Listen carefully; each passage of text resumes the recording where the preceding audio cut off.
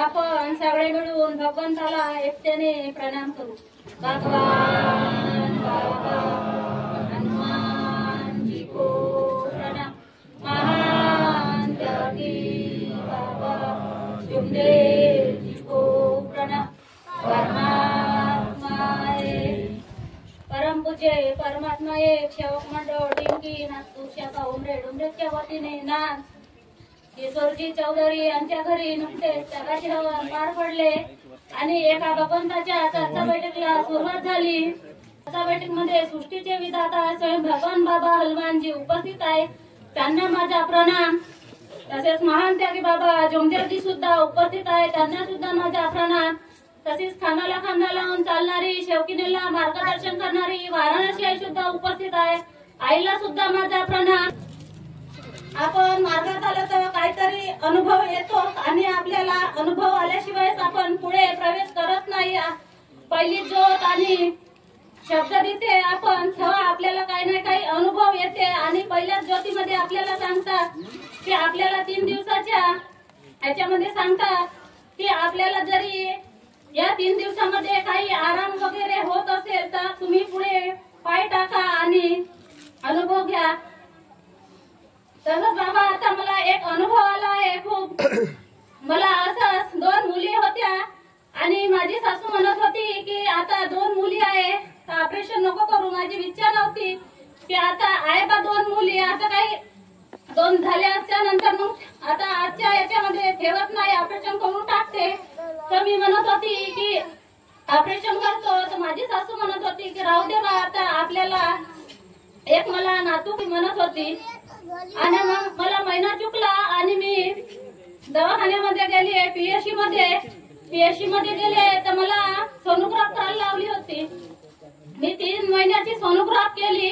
आता सोनोग्राफ केली तर तिथे मला 2 जुडे बाळ दाखवले। सोनोग्राफ मध्ये जुडे बाळ दाखवले तर मला खूप घाबरल्यासारखं वाटत होतं का भगवंता मला आधीच 2 मुली आहे आणि मी आता कसं करू। मला खूप घाबरल्यासारखं लागत होते। माझे पती होते, मी त्याला म्हणत होती का आता 2 सांगितले कसं करायचं बा का भगवंता मला आधीच 2 मुली आहे आणि मी आता कसं करू। मला खूप घाबरल्यासारखं लागत होते। माझे पती होते, मी त्याला म्हणत होती का आता 2 सांगितले कसं करायचं बा। राहू दे म्हणे तू घाबरायची काही हे करू नको, जसं होईल तसं आपण पुढे पाहू बा असे म्हणत होते। मग आम्ही सोनोग्राफ करून आले आणि काकाजीच्या घरी गेले। माझे पती माझ्या आधीच गेले आणि म्हणत होते का असं असं आहे बा कसं आता। तर काकाजी म्हणत होते राहू द्या तुम्हाला 2 आहेत तर 2ही तुम्हाला मुलंच होती। मग आम्ही राहू दिले आणि मग मला 2 मुलं असल्यामुळे असं बसता येत नव्हतं, कुठे काम करता येत नव्हतं। तरी माझ्या लहान मुली होत्या, सासू होती, ते काम करत होते। पण मला असं फिरत राहायची, इकडे तिकडे आराम करायची।